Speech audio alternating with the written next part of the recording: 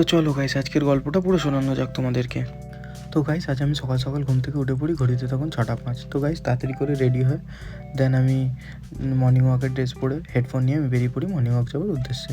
Morning ওয়াকের সুইচটা যেহেতু ছিঁড়ে গেছে, তাই আমি স্লিপারটাই পরে বেরিয়ে যাই। তো গাইস, রাস্তায় যেতে যেতে প্রচুরই দুঃখজনক একটা জিনিস আমার চোখে পড়ে। তো গাইস, মাঠে এসে পড়ি, অ্যান্ড আমার মাথায় ওই থটটাই বারবার ঘুরছিল যে আমরা তো কত ভালো থাকি, তাই না? আজকে এদের কথা চিন্তা করো, আমরা ঘরে থাকি, ব্ল্যাঙ্কেট নিয়ে শুই, বাট এরা শীতের মধ্যে এরকম ভাবে। তো গাইস, যাই হোক, আমি আমার ওয়ার্কআউটটা কমপ্লিট করি, দেন চলে আসি। তো আমার জল পিপাসা পায়, আমি একটা জলের বোতল পারচেস করে দেন বাড়ির উদ্দেশ্যে রওনা দিই। তারপর আমার কালু ভুলু লালুকে সবাইকে একটু আদর করি, আদর করে ওদেরকে বিস্কিট খাওয়াই, দেন আমি ঘরে চলে আসি। ঘরে এসে আমার রুটিনের খাতাতে আমি সব যেগুলো কমপ্লিট হয়ে গেছে সেগুলো টিকমার্ক করি, দেন আমি একটু ফিজিক্সটা চেক করছিলাম। তো গাইস, আমি ফিজিক্স চেক করি, তোমরা যেতে যেতে চ্যানেলটা লাইক অ্যান্ড সাবস্ক্রাইব করে দাও। ভালো থেকো, সুস্থ